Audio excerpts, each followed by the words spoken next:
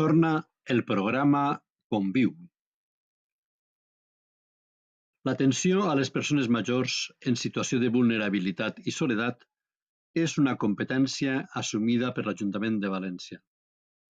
Així, la Regidoria de Persones Majors, en la seva aposta per la solidaritat entre les distintes generacions, ha posat en marxa el programa intergeneracional i solidari València Conviu.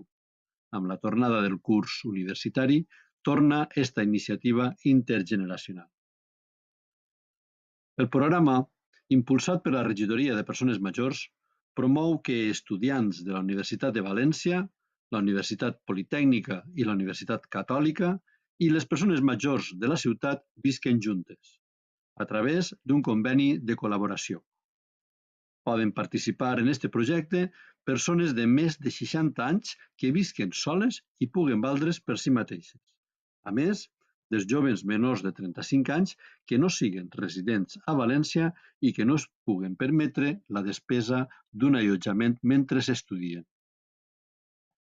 València Conviu té com a objectiu fonamentar la convivència i l'acostament intergeneracional per mitjà de la solidaritat mútua, així com resoldre els problemes de soledat que pateixen les persones majors, com indiquen des de la regidoria. A més, proporciona una alternativa d'allotjament als jóvens i a les jóvens estudiants. Ja està obert el termini d'inscripció. Les persones majors que estiguen interessades a formar part d'aquest projecte poden presentar la sol·licitud en l'Oficina Municipal d'Atenció als Majors del Servici de Persones Majors de l'Ajuntament de València, en el carrer Amadeo de Savoia, número 11.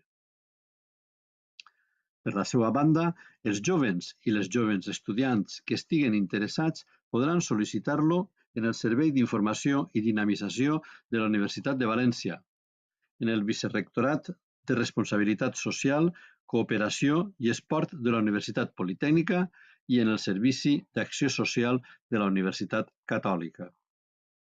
Les sol·licituds es podran presentar durant tot l'any. Es prioritzaran per data d'inscripció. En l'edició anterior es van presentar un total de 28 sol·licituds, 18 d'estudiants de països com Espanya, Colòmbia, Mèxic, Equador i República Dominicana, i 10 de persones majors.